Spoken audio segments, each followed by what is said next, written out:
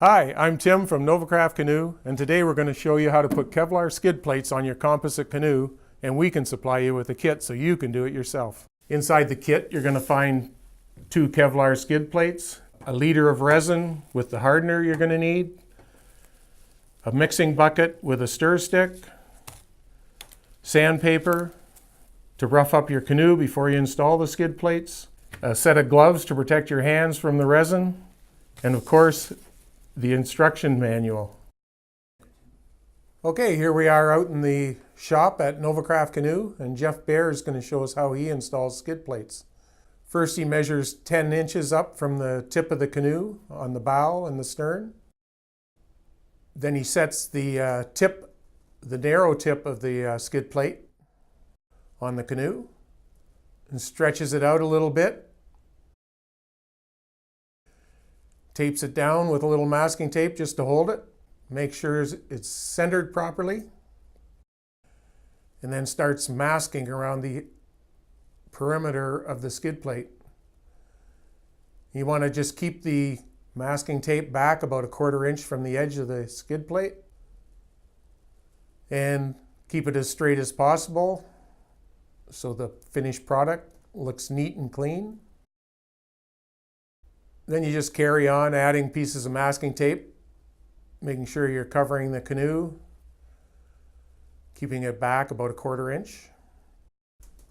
And this is where you will use garbage bags or newspapers to mask off your canoe. We use a product called Tape and Drape, which is very quick to use, and it's available at paint stores.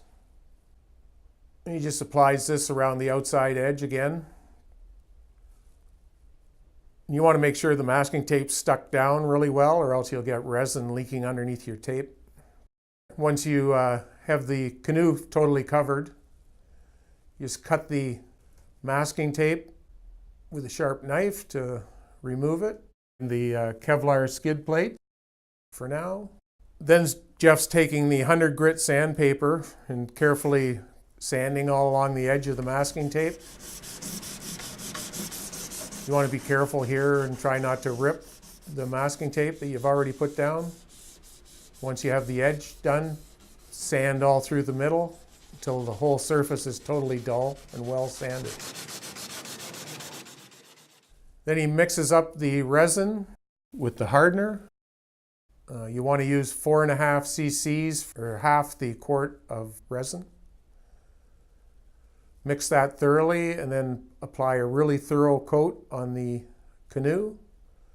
Make sure it's all really well wet out. Put a pretty liberal coat on here because you want this layer to kind of soak up into the bottom of the skid plate when you put it on.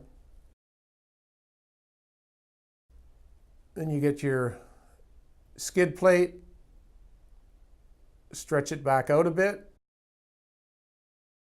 so it's close at both ends. Just smooth it out with your hands.